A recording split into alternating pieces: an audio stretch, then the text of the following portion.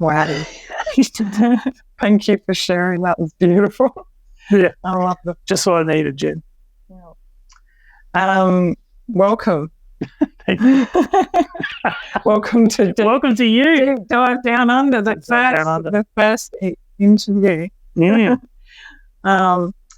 And I just wanted to start with how we know each other through Dawn. We met on a retreat a number of years ago, and it was, I knew we're offering some authentic relating workshops, and I just saw an instant value in what you were offering, and how in my life I lacked communication skills, and how valuable these are for society.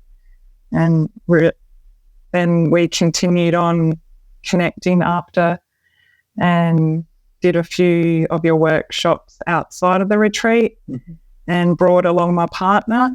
And initially he was a bit hesitant, but then we did a boundaries workshop, and he ended up just loving how connected it was and how much fun it was. Yeah. He made it really fun. And and he was so energetic after. It was pretty magic seeing the shift in him. Yep. And that, meant that he was willing to continue working with you as well. Yeah, done a lot of work together, Mark and I. Yeah. So he did some men's. Yeah, we did the Ongo course, and then he did the men's integration journey with me. Yeah. So the Ongo was the 12-week workshop, and at the time, there was quite a number of my friends that were interested. Yeah. But we all have children, and it's like, Forte, we all want to do it. But, I had about 6 couples that were like, would love to do it, but we all need to be home for the bed routine, or just getting a babysitter's tricky. And some people lived on Kangaroo Island and up north. So I said, can you offer it online? And then we got a great group together, and it affected us all. But one thing I must say is that habits die hard. So the ongoing practice is the key. Yeah. But I've talked about this with you before, the value in knowing there's different ways of communicating. And I think that's helped us all, and myself, that knowing there's alternative ways of communicating, and to just do your best and keep doing your best. So I'll leave it up to you now to share how you became Forte and how your journey through life has brought you to now, to this incredible human with multi skills in teaching, musician, and now communication teaching. Yeah. Thanks, Jen. I'd love to hear your story, how you came to where you are today, and then sharing your offerings. And I love it, Jen. So I know that this podcast is about hearing people's story, understanding their purpose and what drives them, and where they've come from. It's informing where they are. Yeah, I appreciate the opportunity to share. I'm a 45-year-old man, so there's a lot to choose from to narrow it down. I was born in England. My parents were very young. My dad was still at university studying architecture. My mum was a nurse, quite fresh. She'd been living in Australia for a while and then moved back to England. Early 20s, and then met my dad, and they got married and had me and then my brother. And I suppose, like England in the 1980s, with a couple of early 20s parents was probably quite impactful on my life. When I think about what it was like then versus what it's like now, the amount of understanding and depth of knowledge that is available to parents and to humans these days is just infinitely more than what I can imagine it was like for my parents, kind of blind leading the blind. And I know when I was in my 20s that I didn't want the responsibility of raising a child. And I think one of the things that happened for me back then was that I, as a very sensitive person, there was a sort of a strong need for co-regulation and support in being allowed to have needs and being allowed to be soothed and supported and sort of told that I was okay to be as I am. And I don't think that really was available to the extent that I needed it.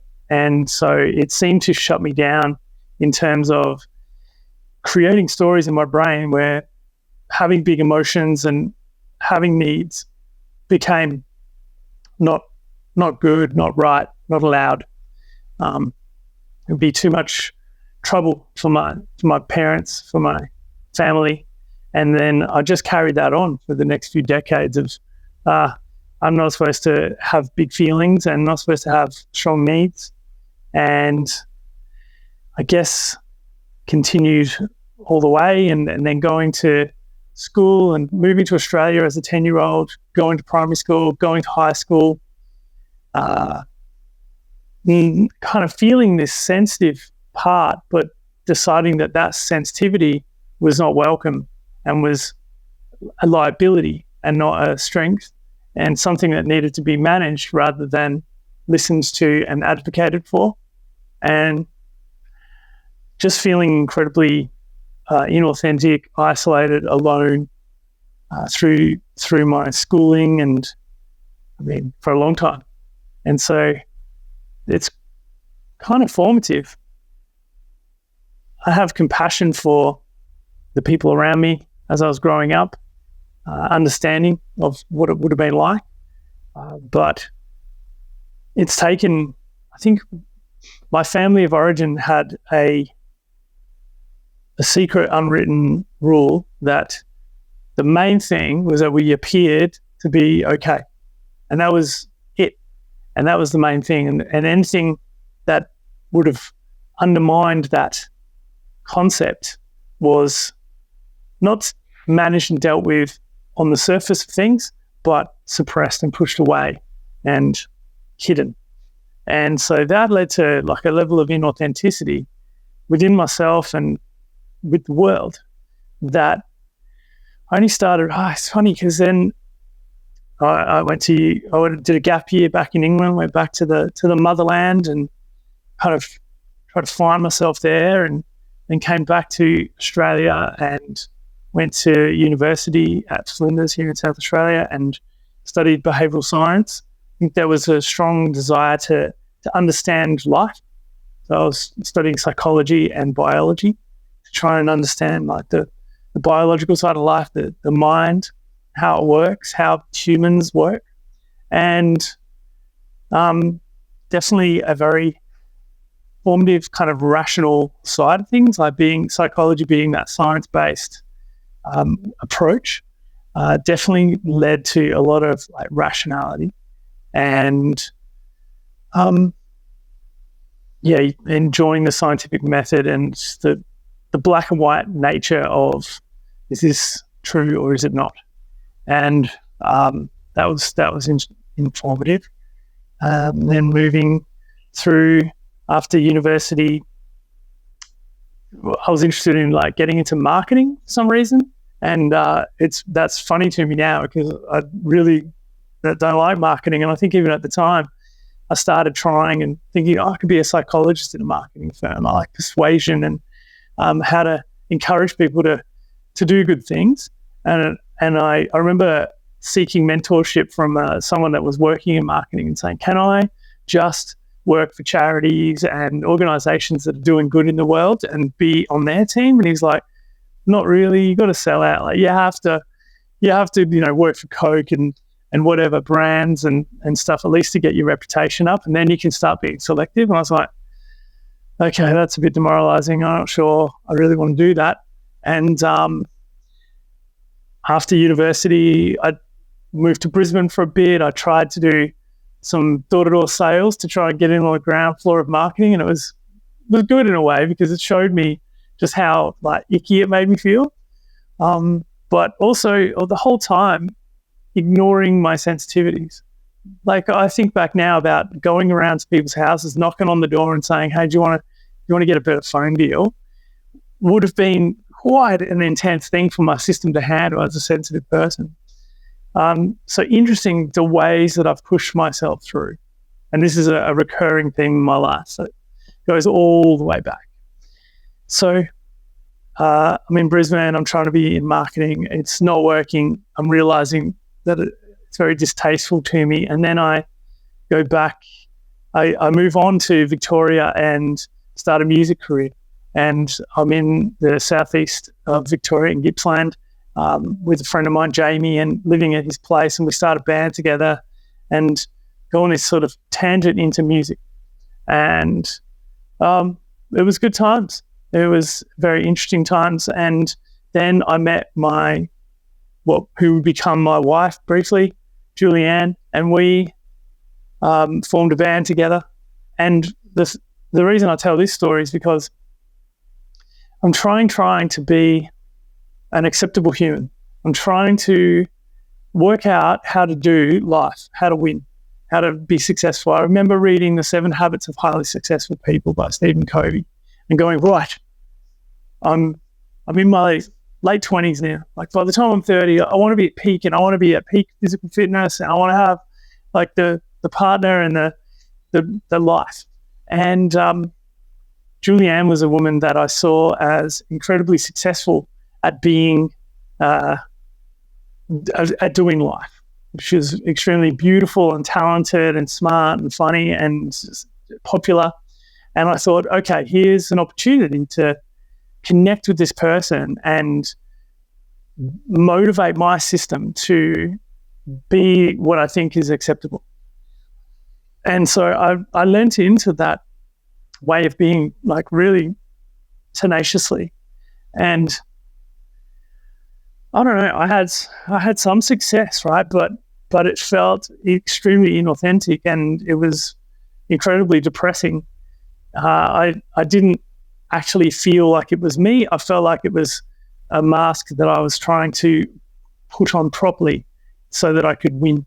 And I noticed that any amount of sort of success that I was getting would never be enough. I was extremely rejection sensitive. So as a musician, sort of anyone that like didn't come to my gig was a dagger in the heart and very debilitating in terms of my progression. So just these sensitivities, I kept trying to push through and live this life that I thought I should live. And then at some point, at the end of 2011, it all changed, and I was like, I can't do this anymore. Like, it's too depressing to try and fit myself into this mold. So I decided to leave that situation, and I'd become a school teacher by that stage. So that one of the good aspects of that was I was finding my purpose. And I had done a leadership program through the Red Cross where I got to do this, they called it like community development speed dating, where they got people in that worked in community development, and we got to like have a 5-minute conversation with each person. And I realized that their making a contribution to others was an incredibly meaningful part of their existence. And I was like, I want that. So then I did a full year leadership program in Gippsland, and then the next year I did a graduate diploma of education and tacked that onto my degree to become a school teacher. Then I started working in Gippsland as a psychology teacher for a couple of years full time. And so that was an excellent part of that journey. And I haven't reflected deeply on what led to the change from like this inauthentic life, but I just know that there was a feeling of inauthenticity, a feeling of depression, a feeling of I'm not being my true self that pushed me out of it, squeezed me out of it. It wasn't sustainable, and I wanted to go traveling. And so I, at the end of 2011, packed up everything and hit the road. And so 2012, I was nomadically living around Australia. Went to Confest for the first time, Tasmania, Rainbow Gathering, travelled up the East Coast. It was a solar eclipse that year, and I was seeking my authentic self. And quite quickly in that journey, I decided that my old name, which was Nick, was associated with this inauthentic striving. And I didn't like that way that part of my life had gone. So I symbolically let that go, and was between names for a little while, and then found the name Forte because I liked that it was aspirational, that I wanted to find my strengths, but what are my inner strengths? What are my actual self, and what can that bring to the world? In what way can I contribute? And so I thought if I take the name Forte, it's unique. It's not associated with anything else. It's aspirational and weird. And it all fitted well with me. And because I was traveling, it became easy and I was traveling with a bunch of hippies. So it was easy peasy to be called Forte. What's your name? Forte? Oh, no worries. Like there was no like, what? Forte? That's weird. It was that kind of culture that I was in. And so that was very helpful. So by the time I arrived back in Adelaide, it was already solidified in my system. And it was just a matter of my old friends and family getting used to it. And so this traveling was a way of like having time off from my life and trying to find out who is this guy. I uncovered like core values of authenticity, mindfulness, compassion. I re-engaged with music in a new way and started writing songs that would support a self-exploration, personal development journey. And yeah, I think that's a phase when the music came back into my life, and recorded an album and toured nationally and had a reasonable amount of success and mentorship and collaboration with amazing musicians, and got to express myself through the music. And then there was still a yearning and a seeking, and I thought about either doing another degree, like a degree of music, popular music at Adelaide Uni, or then I thought, maybe I could go overseas back to England and do a folk music pilgrimage. And I thought, okay, this is a better way to spend that time and money. And I can go back to where I came from and see about my roots and connect with that land, my origins, and the folk scene there. And so it was, by the stage, it was 2018, and I headed over to England. I was there for like 18 months, and it was very interesting because I did not connect with the folk scene in England. Like for whatever reason, it just didn't rise up to meet me. I tried, but not in the right way. Hey, Valerie, the cat is sniffing the tripod, which is going to bump the camera, Valerie. Hey, come here. You want to be on film? Yes. Classic, like Zoom meeting. Cat wants to be involved. Cool. I was like, good morning. And so, interestingly, I went on this folk music pilgrimage and decided that I didn't want to wrap up my message of authenticity, mindfulness, compassion, self-awareness in music anymore. I wanted to be more upfront with it.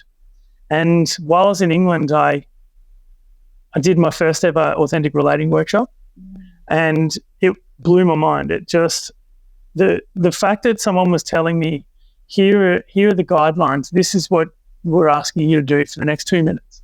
Like sit and just be curious with someone or something like that. And it was the best feeling ever. I felt actually free to be in a container, a held space. It's like my young parents had been like too liberal with me. They hadn't given me the safety of a well-held container, maybe. I mean, I don't know. I was a kid. I don't remember really. But getting this level of heldness, while it, for some people, might feel restrictive, for me, it was liberating. And I knew that I wanted more of that. And so things like nonviolent communication, authentic relating, these tools of communication that create a structure around an interaction. And it started to become more and more appealing to me. And I knew I wanted to lean in and learn more and then become a facilitator of these things. And so while I was in England, I sort of started getting in touch with some of these sensitivities and certainly some relational difficulties. Like I identify as a strongly avoidant attachment style, and being a traveler meant that I could just really be super avoidant and just unavailable because I'm like always moving on, I'm going back to Australia. So everything's temporary, everything's safe. Like it felt safe to me to have temporary connections with people because then I wasn't worried about, what's going to happen when this ends. It's like, I know when the end is and I can prepare for that. I can, it's not a rejection, it's a natural end. So I can see that mechanism was working well, but it wasn't getting my need for depth of love met, to be so avoidant. And I had this realization while I was walking the Camino in Spain, and I'm walking along and I'm doing like 20 kilometers a day sort of thing. And I realized that it was a metaphor for my life, that I was constantly moving on and meeting new people and going to the next place. And great that I was walking my own path and all the courage and all the positive things about it. It was a spiritual experience. It opened me up to really starting to see myself more deeply, and helped me go, you know what, I need a bit more stability in my life. I've got a lot of adventure, but I want more stability so that I can connect with people more deeply. And so, another thing of like, right, and then make a plan, right, I'm coming back to Adelaide. I'm going to stay. I'm going to make a goal of this. I'm going to connect with community. I started connecting with community here around men's work and doing the Southern Men's Gathering, and that felt really good to connect with that community. I was a White Ribbon ambassador, so I had this community of White Ribbon ambassadors and people interested in ending domestic violence. And it just felt like, I can do something more if I can stay in the one place. And then COVID hit and really supported me to stay in one place. Like, I had this beautiful house to live in, and at the start of 2020, like I got back at the end of 2019, started 2020, I started trying to build my own business. And then I got a phone call from the school saying, would you like to come back and teach here? And it was an online school. And I said yes to that. And I'm glad I did, because then I was working from home and we were already at online school. So it was ideal for the COVID situation, the lockdowns and so on. So that was 2 or 3 years of school teaching. And very interestingly, I was working with highly sensitive students that were also struggling with accepting themselves as they are. And I found myself giving them support and really telling them that they were valuable as they are. They don't need to be anything different. Trying to give them the messages that I needed when I was young, and telling them, like, you just got to work out your particular needs and your brain, and then once you cater for all those and advocate for yourself, you'll be able to thrive and flourish and really contribute and make your mark in the world. Very interesting to think back about me giving all that advice, and it's the exact thing that I needed to hear. So how wonderful. And I'm forever grateful to those students for showing up so courageously and authentically, and really showing me that they helped me unmask parts of myself that I was still ignorant of. So the process after going over on my folk music pilgrimage was a deep coming out of denial, coming out of ignorance about what was wrong, about the kind of emotional neglect that had led to a sensitivity and this complex trauma, this developmental wounding that I could see in hindsight by reverse engineering my symptoms that must have happened. And it's like the world is sort of rising up to understand trauma and what is required to create a functioning human. And it's a lot. Like it's not, it's a lot. And I don't think, my personal opinion is that this world doesn't naturally support what is needed in order to create a fully functioning, flourishing human being. That if someone is not traumatized and fully flourishing, functioning human, it's kind of like an anomaly in our system. That's, that we're not really set up well to do that. It's not supported. I think we're supporting consumerism and we're supporting like channeling all the resources up to a few people up the top. So then last year I was a student wellbeing teacher at the school, and this was showing me how much I value that one-on-one support of young people and how much I really enjoyed just talking about well-being and going deep into communication, but also mental health. And then it got to the end of last year and I was like, I really want to be in my own business. Like I'd been wanting to be self-employed for a long time. And I thought, okay, if I'm going to do this, I need to take myself out of Adelaide, put myself on an island. Tasmania was my choice, and go traveling so that I can't go back to my day job.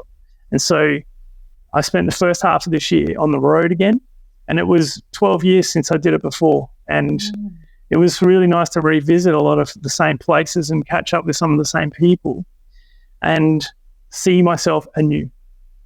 12 years on, pretty consistent effort of like, well, who is this guy? What is authenticity? Uncovering my fortes, my strengths, and starting to find what brings me the most joy, what lights me up. And it was being of service, contributing, facilitating workshops and working one-on-one with people would give me this sensation inside of my body. That was the universe saying, this is what you're here to do.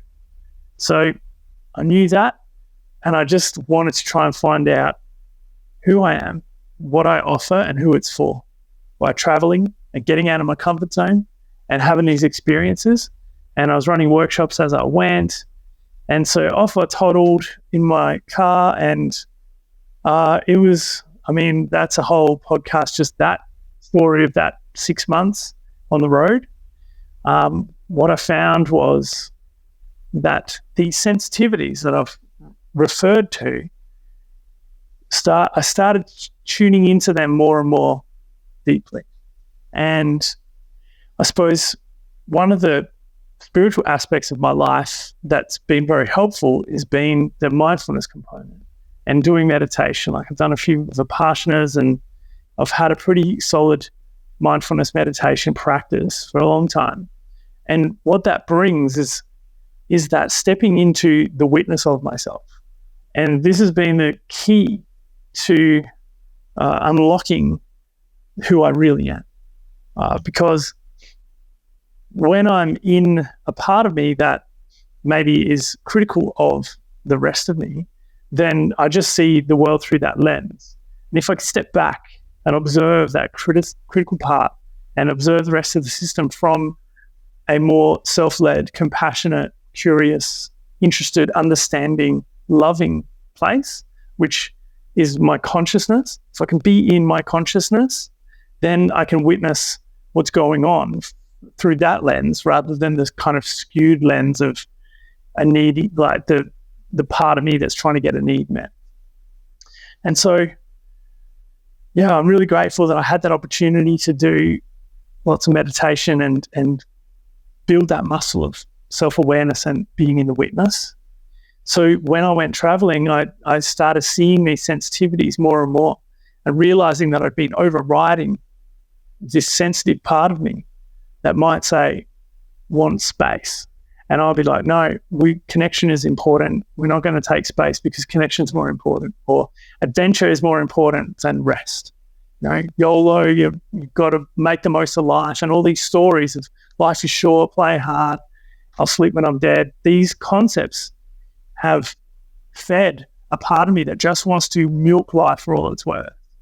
And I would do that, and I can see now that I would be very forceful with living my life, and then I would crash and burn, and I would be in burnout, and it would take months or longer to recover. And so this cycle continued, and I did my 6-7 months of traveling, came back to Adelaide 3 months ago, and am in burnout. And it's sort of like, oh, okay. And it's so obvious to me now that it makes me curious about why I couldn't see these mechanisms before. But I have to bring compassion to that my system can only deal with what it's ready to deal with. And so the level of understanding of myself that I've got now has come about at the time when I can handle it. So I'm here in recovering from burnout, from another big adventure, but with a level of self-awareness, advocating for my sensitivities and a level of compassion that I didn't have before. I'll just be in judgment on myself, like pushing until I could get back out there and get amongst it again. So there's two things. There's the awareness of my sensitivities and the curiosity of like, what am I available for? What can I actually effort? What is sustainable? And the other side is a deep knowing of a purpose of what I'm here to do. And so marrying those two things up, what am I available for? What is a sustainable effort? And then knowing that it's to contribute to create safe containers for people to do deep work. The curiosity now is like, what does that look like? What is a sustainable way of meeting my need for contribution, of making a sustainable lifestyle in service of people feeling safe enough to go deep into their stuff and turn and face and accept and love the shit out of their shadows and their stuff.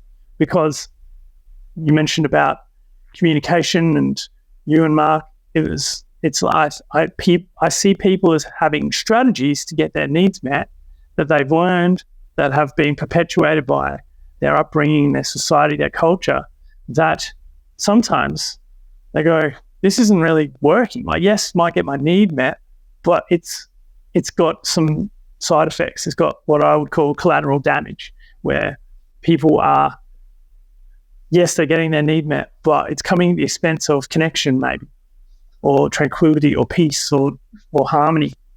And so my mission is to support people with tools of connection to self, connection to others that are harmless and create more connection and harmony within and between, while maintaining like compassion and like bringing, yes, self-awareness is quite easy to attain, but self-compassion can be harder. So trying to make those rise at similar levels. And yeah, just creating spaces where all of the person is welcome, even the parts that they think shouldn't be, and then integrating, saying there are no bad parts of any human.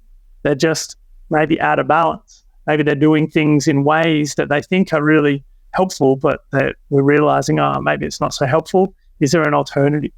So I really love nonviolent communication and authentic relating as tools and containers for getting clarity, and not necessarily totally replacing existing ways of communicating, but adding to the repertoire of what's available. Like you said, once you know that there's a way of asserting a boundary that is really connective, rather than putting up a wall or becoming boundaryless and passive, the connection that comes from having a solid, strong, expressed boundary is something that is an experience that people that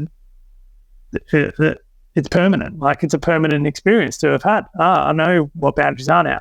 You might put walls and be boundaryless most of the time, but every now and again there'll be a really elegant boundary created, and the connection that comes will be rewarding, and then people will want more. But yeah, there's a need to practice. So I want to be offering regular nights where people can come along and just keep on, like going to the gym. It's the gym for clear communication. So people can come along and keep on practicing these things, and slowly, like, is it okay? Am I okay to have these needs, wants, and desires and express myself? Because there might have been a time when that type of expression got really pushed down, and then people carry on life like with that pushed down and never let it through. And there's an invitation with authentic relating, nonviolent communication, to express more and let these things come through and then test.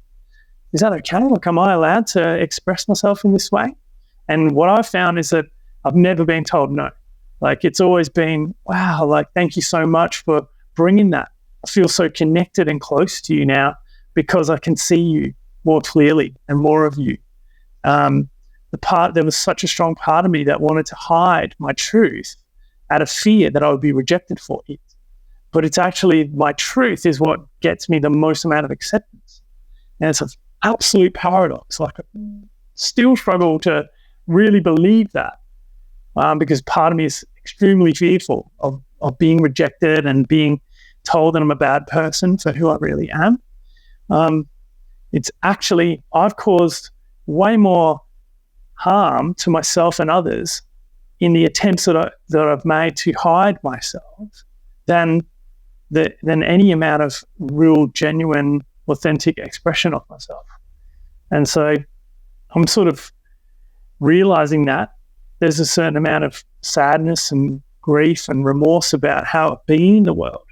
But there's also a compassionate understanding of, like, okay, well, it makes sense that was all I knew to get those needs met, to try and keep myself safe. And so now there are other ways that I can ensure that I stay safe and advocate for myself and express myself more authentically. And the type of intimacy and connection that comes from that is next level. It's something that I've not been able to access before while I've been behind this mask, behind a wall of shoulds, a wall of this is how I need to be in order to be acceptable by the world. And having gone through all that and gone almost like as far as I can into inauthenticity, I believe makes me a better teacher and supporter of others that want to come out of that and over to a more authentic, vulnerable, open, honest way of life. Because I've got that lived experience of strong levels of masking.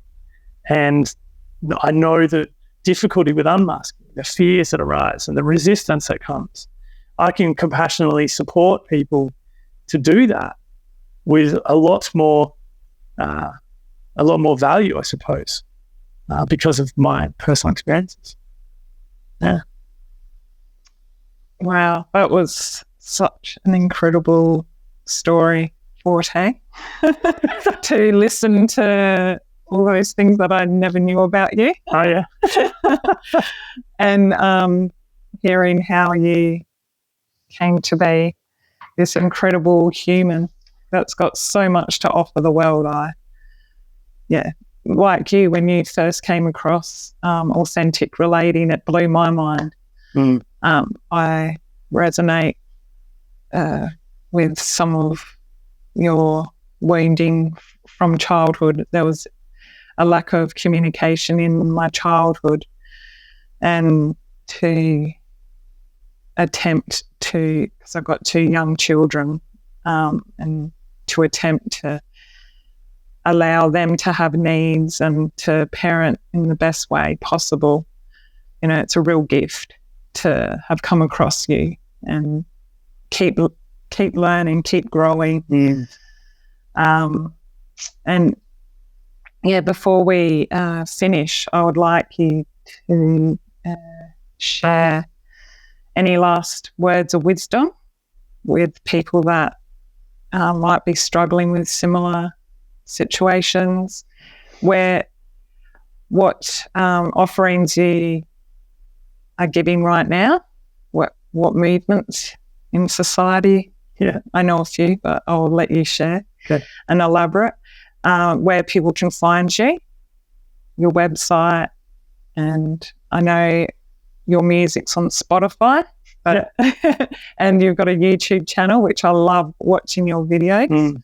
I love watching them repeatedly, actually, because and I shared them with so many friends because it is a society shift that I see needs to occur because our schools and our upbringings so much, they don't appreciate how important communication is in the workplace. If there was effective work communication, there wouldn't be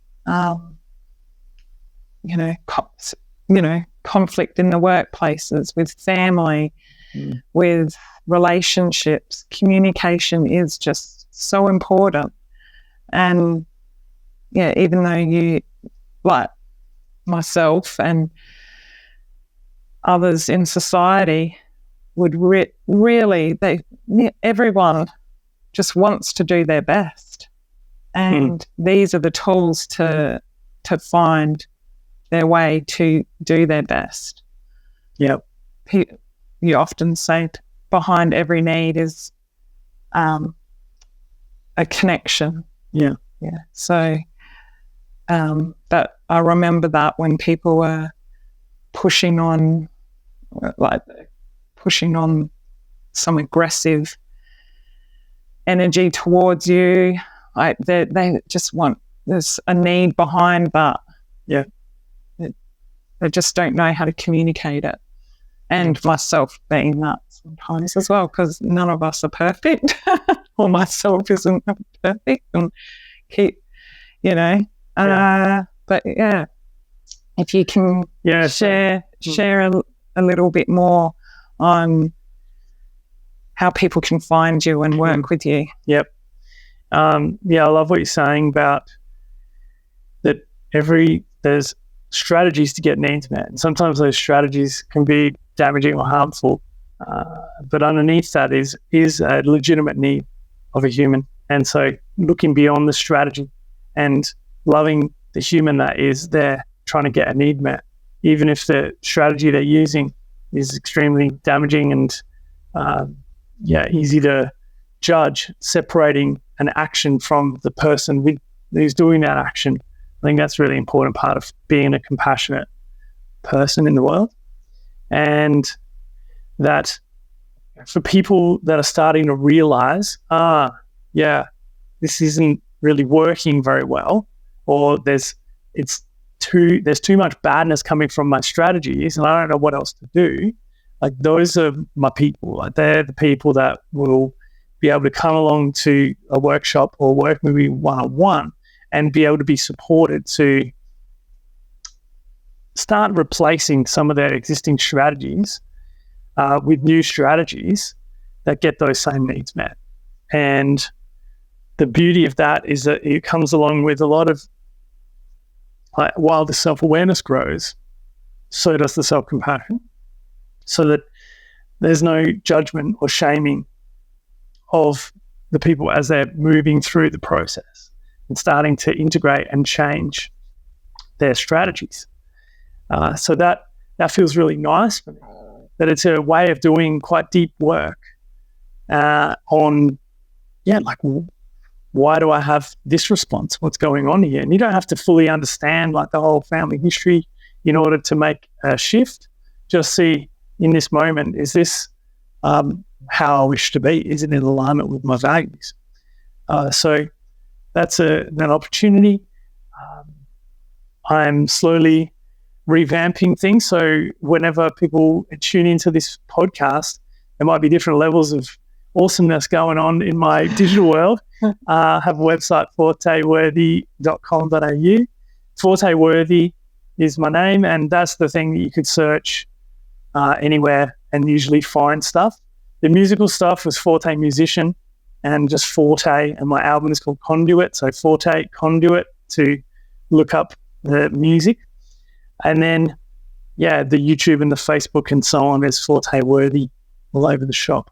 And, yeah, I want to create a community group called Authentic Relating Adelaide and start facilitating more and more authentic relating practice nights and working with the community, being of service like that.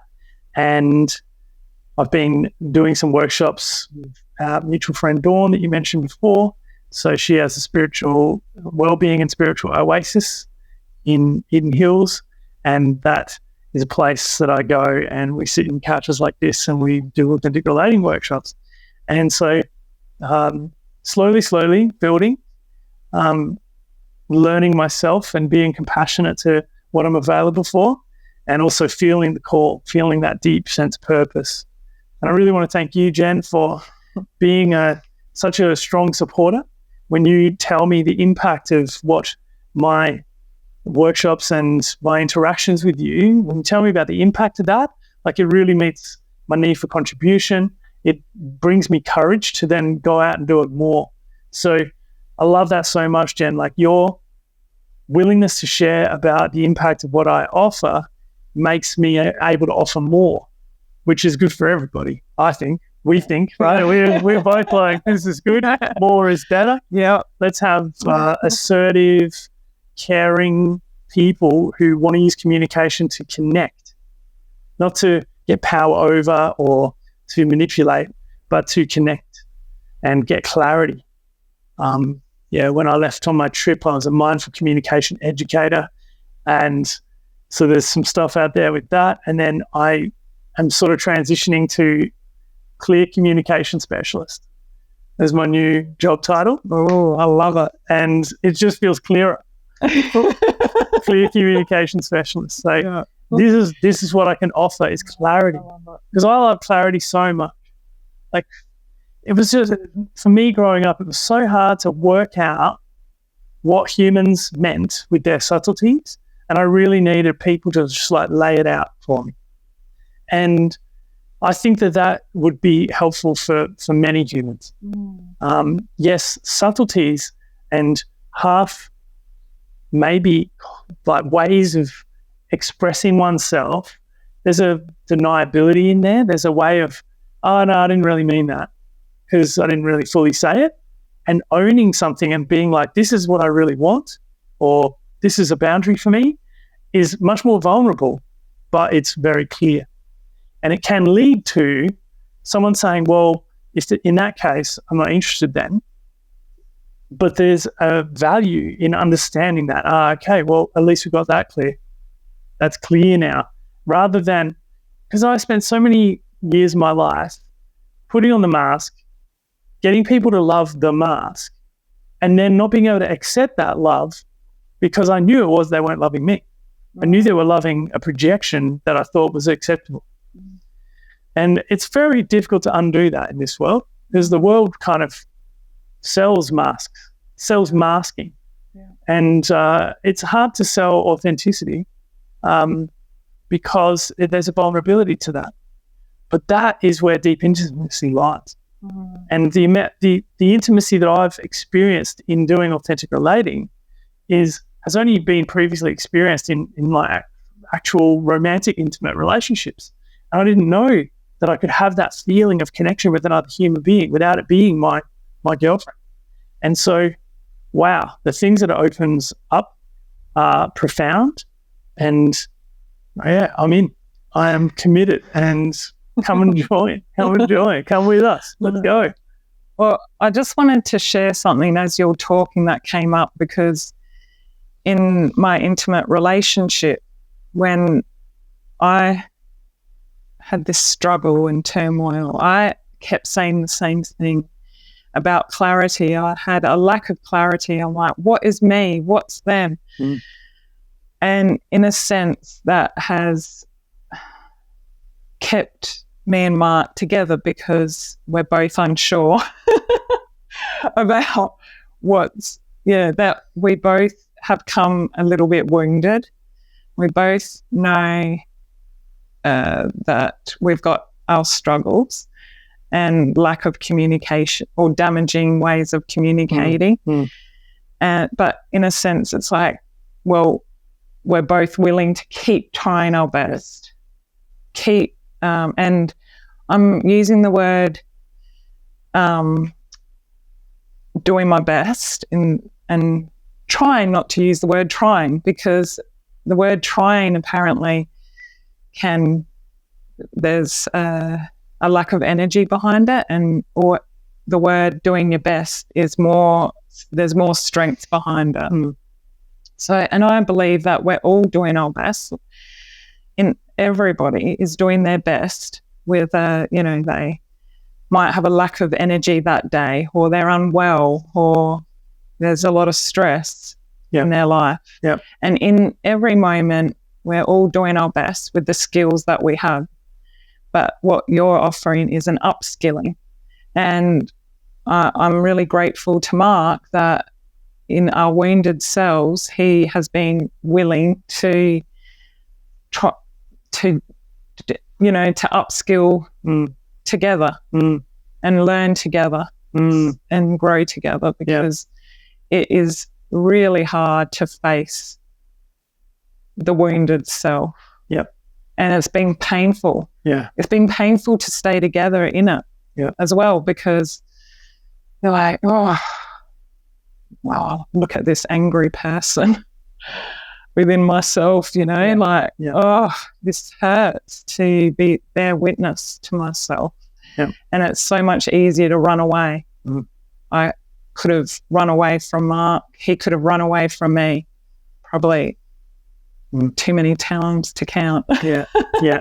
But we continued to sit in that pain because we both were strong enough to keep looking and keep doing our best. Yeah. And having people like yourself to guide us in different directions. I've had many mentors and done a lot of personal growth as well. But it's like people like yourselves that give hope. And one other thing I wanted to mention, and for you to elaborate on, is about your work with men, because I just see so much value in working with men. Yeah. And I can't do it because I'm not a man. Yeah. And I love what you're saying about that. Basically, unless you're one of the outliers, everybody's coming with baggage. Everyone's coming with wounding. And we're just coming with unique strategies to deal with our different types of wounding. And people connect and their wounds get activated by each other. And so, one method is to run away. Like, I'm the avoidant one. So, running away, absolutely. It's a strategy of reducing the suffering and reducing the pain of having to face oneself. And at some point, that running away is a bit lonely, and it's sort of like, choose your suffering. Do you want to have the suffering of being with someone and having them activate you? Or do you want to have the suffering of, I'm not activated, but I'm sitting here by myself? Either way, there's suffering in this life. And so upgrade the suffering. Choose growth over stagnation would be a philosophy to go with. And doing this type of vulnerable, work means that, yes, it's difficult. It's soothed by other people being alongside, having allies, having other humans that go, me too, I get it. I also am having similar experiences. Here are my experiences. And just someone that is willing to accept and walk alongside, or groups. So it gets to men's work and other shadow work communities where there's a space men's work is about creating a safe space where, in this case, men can come in and they know the guidelines. There's a removal of judgment. There's a removal of advice giving. There's a space where men are just going to listen to each other and hold that space for each other and sit there and not try and fix or tell a man that he's wrong for what is going on for him. Also, men are encouraged to share from their own experience and kind of get into their heart. And rather than just telling stories, like share about what it's like for them so that they can go that little bit deeper. And over time, when men sit in circle more and more, there's a process where they start uncovering stuff that they've been ignorant of and in denial of because it hasn't felt safe enough for them to be able to share at that deep level. So men's work is about creating enough safety and encouragement and this sort of accepting thing, because a lot of men will feel like I need to be a certain way in order to be acceptable. In men's work, it's like a culture of, you know what's acceptable here? Vulnerability. All emotions are welcome. Like you can't be violent or aggressive towards someone, but you're allowed to be angry. You're allowed to be sad. You're allowed to have frustrations or grief. Like these are welcome here. And you're allowed to express them in safe ways. And you'll see other men expressing themselves in safe ways. And that is a role modeling that elicits and sort of tells, I always come down here, so often in the solar plexus where a lot of my feelings are located. And it's almost like they're kind of like watching what's going on. Oh, like he just shared something. He just cried in front of everyone. I feel closer to him now.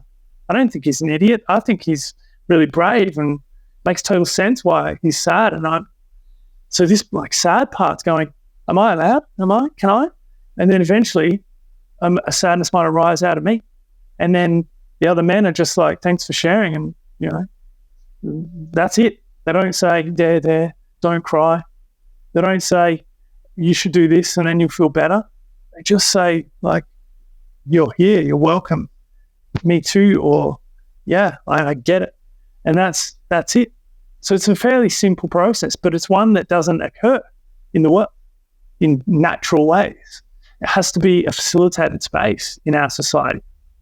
And so that's what men's work is in a nutshell. And I'm working with an organisation. My friends Michael Brennan and Luke DeSessa have created something called Good, Better, Best Men, which is seeding men's groups around Adelaide. And so in fact, tonight I'll be co-facilitating with Luke a 9-week program that's called Begin the Journey, where men come in that are new to men's work and they go through a process of looking at some of these shadowy parts, family of origin stuff, sexuality stuff, grief and loss, and, kind of victim triangles and things like that. We go through some processes, but the most important part is when the man shares, everybody else just listens and accepts what he's saying, because that's him. And he's encouraged to speak from his own perspective so that everyone else can just be like, well, that's your stuff. Yeah, so it's not about like having opinions and telling people what they should do. And so that's the Begin the Journey program. And then tomorrow night I'll be facilitating an open men's circle for men to just drop in and have an experience of that container, that shared space. And then we just did a weekend away of Lead the Journey, so to learn to step up into facilitation. And so Good, Better, Best Men is becoming there's going to be youth programs that I'm excited about getting involved in. So that's currently my men's work outlet. And I like an example. So what happens is in the containers, a bond is created, intimacy. When I share vulnerably and another man shares vulnerably, there's a depth and a trust that builds, and that can flow on into other things. So yesterday, I contacted a man, an elder in the community, and said, I need some support, I need some guidance. Can I come and sit with you for a bit? And I went up to his house and I sat with him and expressed myself, and he listened and he gave some advice and stuff because we were having a conversation. We weren't in a men's group, but I'd met him through men's work. And so that level of connection was a outcome of doing men's work, which when I came back to Adelaide in 2019, that's when I was like, all right, I really want to do men's work proper. So I facilitate a 9-month journey on integration based on the poorly titled No More Mr. Nice Guy book. But that book is about overcoming people-pleasing behaviour, being integrated, being willing to face the shadow and not use covert means of getting needs met, but being clear about it and being, safer as a human by being more honest. And so I love taking people through that journey. And the On-Go book, another way of expressing one's needs. And yeah, there's some beautiful tools out there. And I love that my brain has embraced these tools, integrated them, and can apply them and support people with them in quite unique and seemingly valuable ways. So I'm really grateful that my brain has facilitated this for me, that I can do this and be contributing in this way. I think your teaching skills help a lot because you know how to engage people, how to make it fun, and there's a clarity that comes through. It's clear. Yeah. I've got a good balance of humour and seriousness, so I can take themes that are important and that are serious, and I can bring a light-hearted nature to it. So I just was on the phone with a man in England called Jamie Catto, who wrote a really great book, Insanely Gifted, that I love, and he's got a course coming up starting in November, and I've signed up for that because I love Jamie's way of bringing humour into shadow work, because it is serious business, but it doesn't have to be absent of fun and playfulness. So he's another role model mentor of mine, and what's it called? Game Changer. It's called Game Changer by Jamie Catto. So I encourage actually people to come along and join me on that one. It's a 4-month journey, 16 weeks, starting in November. It's in England, it's online, and it's I've actually done it before, so I'll be doing it for the second time. I want to do it again to do it as my current version, and I just want to spend more time with Jamie and the community, the groups that form around this work with him are amazing, and I'm still connected with them from my time through, and I want to do it again. So I'm inviting everybody to come along too, Jen. We'll go be shipmates on the good ship Game Changer. So things like that. There are opportunities for. I love that I've got that clarity and the fun and the deep understanding as well, the compassion, like the real, I totally get it, how hard it is, because it's been incredibly and still continues to be hard for me. It's not that learning the tools makes communicating easy. There's still a lot of resistance. There's still fears, but I know how to manage those fears now and see them as a part of me that's fearful and needs reassurance or support in order to be still willing to have the difficult conversation or express vulnerably. I just love the safety of the containers that I create and get created by other facilitators, because they really elicit it out of me. And then I can bring more honesty, openness, and vulnerability to other situations like work situations or family of origin situations. My relationship with my parents is improving so much because of this work that I'm doing. There's a few things I'd like to touch on. Are you still doing, is the Southern Men's Gathering still? Yeah, that's happening later in the year, I think in October. Yeah. And they're really valuable, aren't they? And the people that you mentioned earlier, that's how you met them, was it? Luke. Yeah, Luke. Yeah, Luke and I were on the content team for the Southern Men's Gathering a few years ago, and that started our connection. That's really deep and strong now. And same with Michael Brown. Like, he was leading the care team on the gathering, and then they saw that it was good to have a gathering once a year, but where were the men's groups for the ongoing integration of the shadow work that happens on a retreat? And so they created GBBM to facilitate more and more men's groups occurring in Adelaide.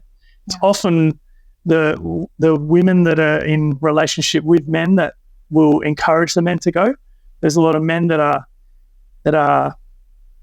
I don't know how to say it, but a bit unaware, blissfully ignorant of their strategies, and they're stuck in their ways, and they don't know that there's a difference until it comes to a pressure point, a pain point, and it's often an intimate partner saying, like, either you like get some new strategies, or I can't be around this anymore. It's like, I don't want to reject you as a human, but the strategies that are being used, they're activating me too much. Yeah. And while a partner might be able to see beyond the strategy and see the need and do their work, there's only to some point at which they go, look, if you can't separate yourself from that behaviour, then you need to take that behaviour away. And that can be extremely challenging, obviously, if there's a commitment and life has been built together, there are children involved, mortgages and things like that there's a lot at play.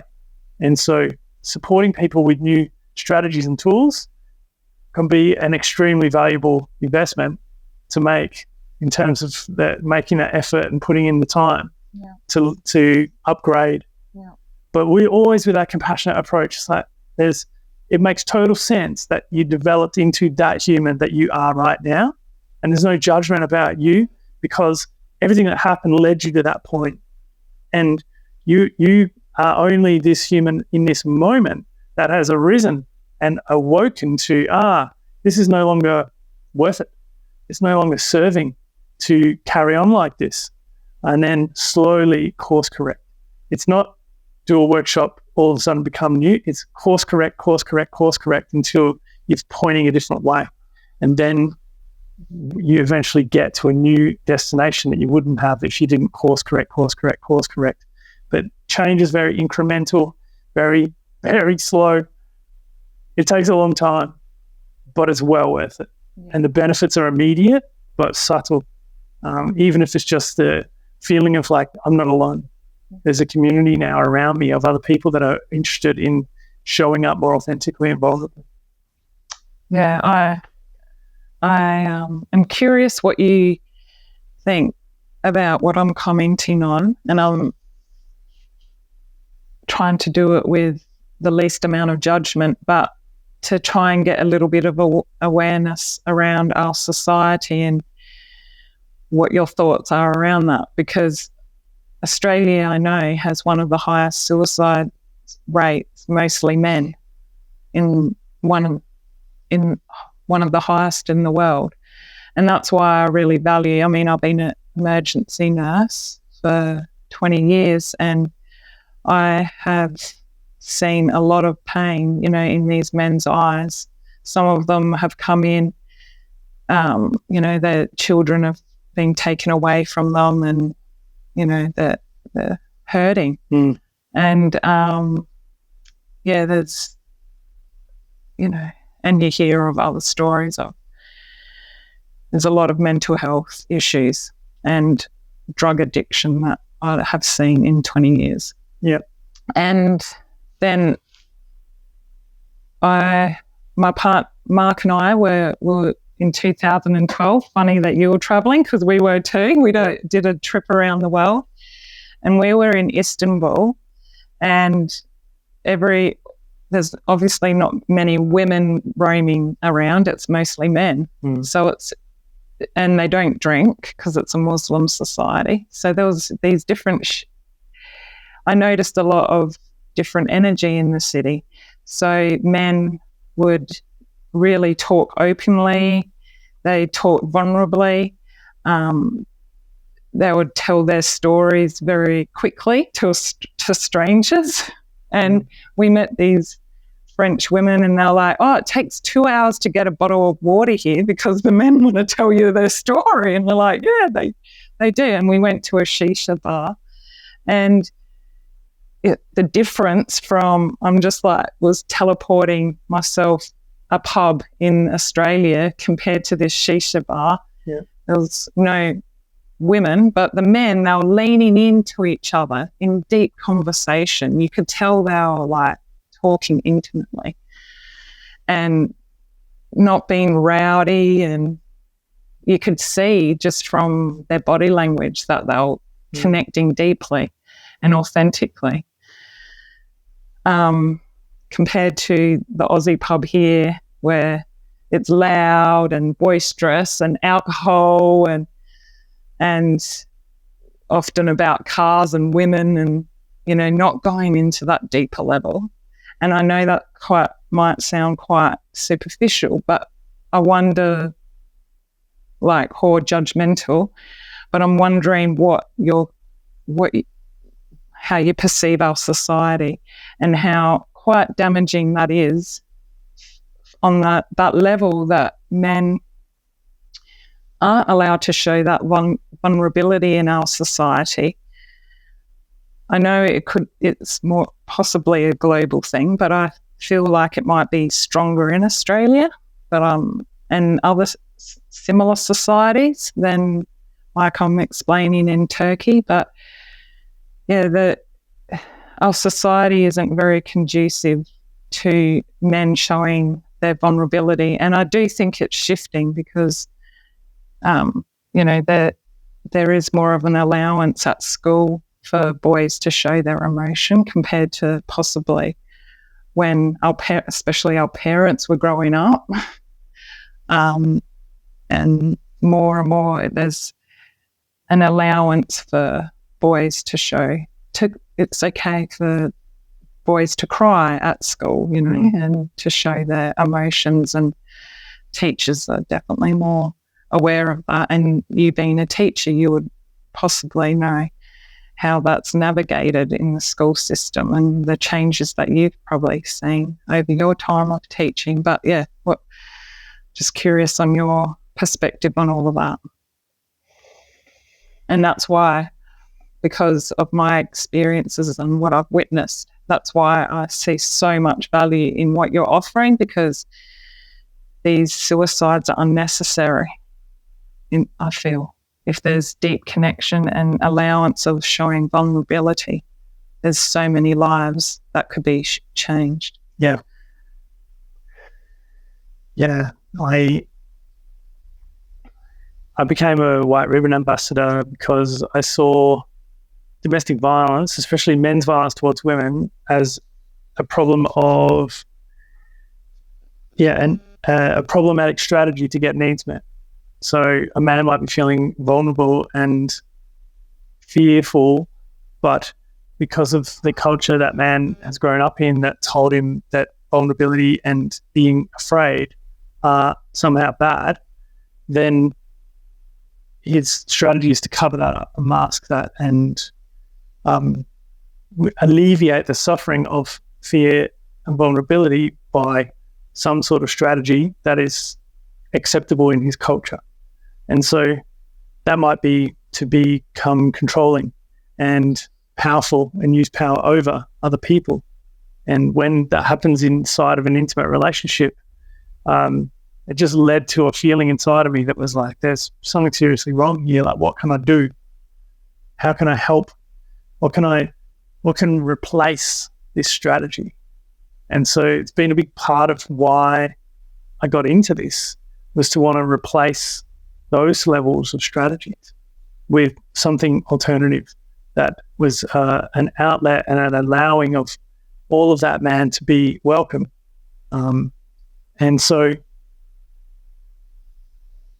men's work, reading Steve Biddulph's book Manhood, seeing like what the problem was, understanding kind of breakdown of like the Industrial Revolution, just taking men away and no solid role models for how to be a man. And so then it becomes the role models become like the media and the personalities that stand out, and they have status.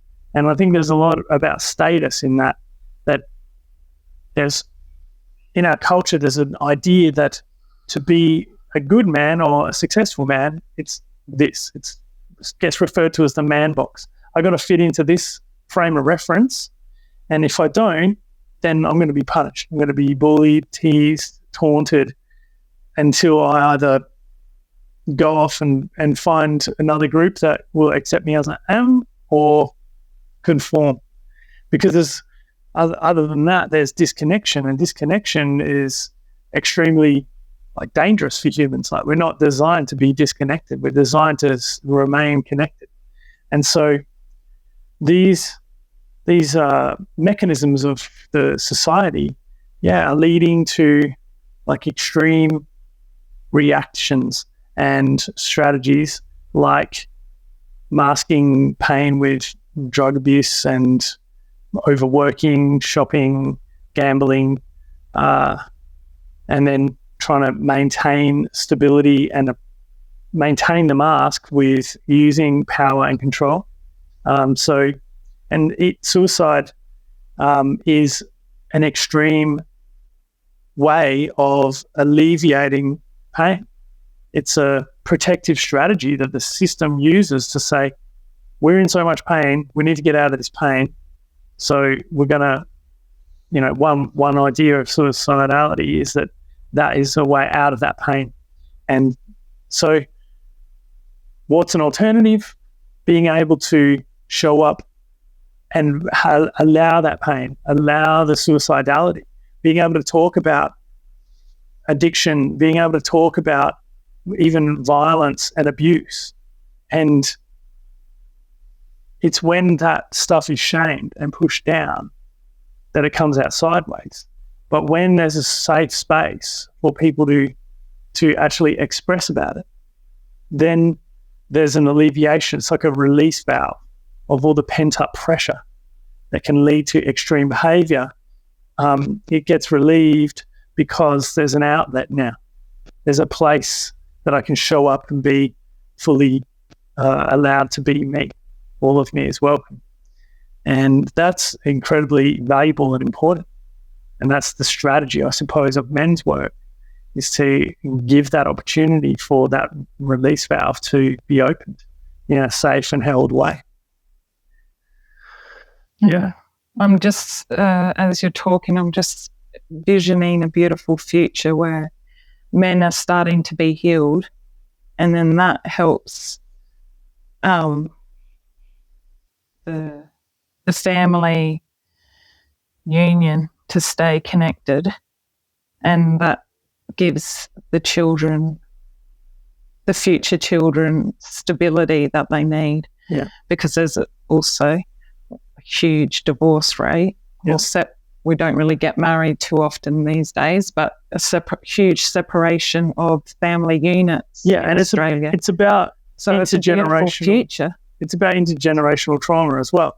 There have been world wars that have kind of messed things up for our culture, and when that goes unaddressed, then it comes out sideways. It comes out in domestic violence, addiction, suicidality, and these collective wounds, collective trauma of all humans in one way or another, when they are acknowledged and addressed and allowed to be part of the fabric, then there's the potential for healing that can occur. And it is it's one of the things I'd say is it's not your fault, but it is your responsibility. So for any human that is affected by a trauma, it's not your fault that you were traumatized. It's not your fault that you developed potentially harmful coping strategies, but it is your responsibility. Yeah, beautiful. It's your responsibility to wake up to that and then see what you can do about it, gently, lovingly, kindly to yourself, to those around you. Make that transition slowly, and then there'll be less trauma passed on. And I think that's happening. I think that people are passing on less trauma to the next generation than they received.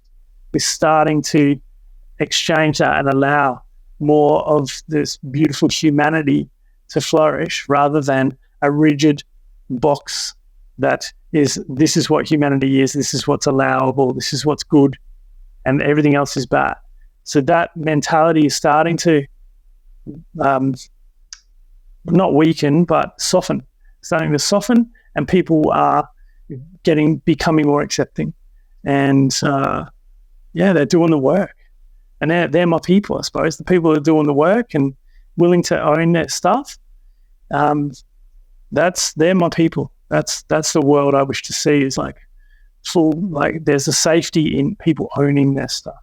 Because if they're saying, this is me, this is what I've struggled with, these are some of my coping strategies, then I can be like, cool, it's on the table now. Well, I can feel safe around you, because I also know that sometimes you might get really grumpy and upset by this particular thing. And so we can see that as a response to your trauma or your coping strategy, rather than a slight on me. And then I get reactive and blah, blah, blah, and back and forward. So there's a lot of healing that can just be done by willingness to out it. And this is me like putting it on the table. Like, here it is, Jan. Like, here is my stuff. This is the ways in which I am impacted by the world. And this is my personal brand of that. What's your personal brand of how you've been impacted by the world? And sometimes there's incompatibilities. Sometimes when you get clear on that, it's clear that two people, maybe in a relationship, have their specific ways of being impacted by the world, and their response to that, it turns out that's incompatible. Sometimes it's very attractive and incompatible. A lot of the times relationships form these trauma bonds and this powerful chemistry that brings people together because of the incompatibility of the ways they've been impacted by the world. There are ways in Margot dialogue, and like Harville Hendricks would talk about, that this is great. This is how you finish your development to full flourishing adulthood and complete that childhood that didn't get looked after. You can do that in partnership with a person that's activating the bejeebers out of you. And you've got to have tools around that. You've got to have communication tools. It's an opportunity, but people will, feel the discomfort of that, and then go again to another person, and then feel that discomfort and go again to another person. So, there are opportunities. Yeah, beautiful. Well, thank you again for sharing. And I look forward to seeing your offerings and slowly how you're supporting a new way of being, and showing your own vulnerability, and being honest and authentic. It's allowing others to feel the same way, that they can show the same vulnerability, and then making an impact in our society, which is very, very important. I truly value it. Yeah, thank you, Jane. I appreciate that. And it's been a great opportunity to reflect on my story and then how it's informed what I'm doing and why. Really valuable to have this conversation. And as Jamie Caddo would say, like, we can all become walking permission slips for each other. When I do the work, it encourages other people to actually, it is okay to have a boundary. It is okay to express myself authentically, because I've just been shown that that's okay by another person. So that's the way of making change, is encouragement, is modeling of these new behaviors. And if people want support with that, I can help them. Yeah, we'll put all the links in the podcast. Beautiful. So they know where to find you and everything that we spoke about today. So.